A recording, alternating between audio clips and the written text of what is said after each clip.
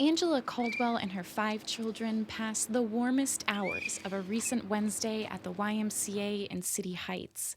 9-year-old Justin cools off in the pool, while Audriel and Gabriel, 6 and 7, practice with their basketball team. As other families head home after a day at the Y, the Caldwells pile into their minivan, which they also call home. 5 years ago, if you had told me that this is where I would be, I would have been devastated.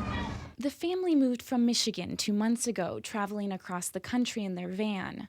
They came to San Diego to be closer to Caldwell's ex-husband and father of her children.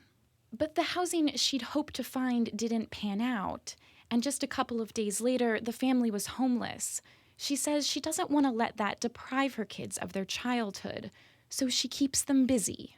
In some way, when they remember this moment, they'll think, wow, we were homeless? Really? We were staying in our van? That's crazy. We did this, and this, and this.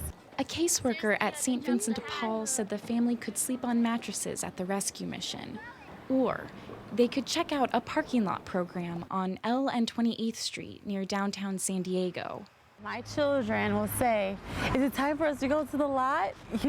After they're done, because they don't want to be late coming here, which is really funny. But it also tells that this experience to them isn't like the worst case scenario for them. They actually look forward to the end of their day coming here for right now. The parking lot program provides a safe place for homeless people to sleep in their cars. Still, it isn't permanent housing. The Caldwells are on waiting lists for a few shelters around the county, but Angela says it isn't easy to qualify. Like some shelters that are for women and children only allow 1 or 2 children, 2 at the max. So then I don't qualify for those, and that was several. I looked into the hotel vouchers, and the hotel voucher program was the same thing. I have too many children. A lot of people who come to a situation like mine are met with a lot of judgment. Look at how irresponsible they are. I went to one transitional housing place, and it was almost as if they were trying to find a history of drug addiction or mental illness, and there was none. Some days it's really gotten to me. Then I'm thinking, oh my goodness, I'm really sleeping in my van.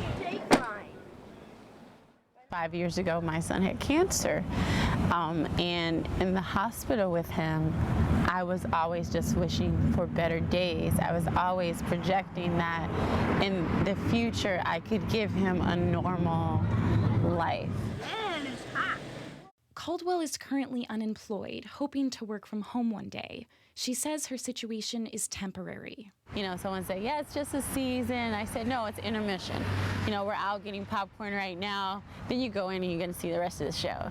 And I'm going to have a grand finish.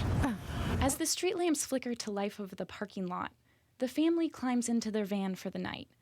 Tomorrow, they'll get up and start it all over again.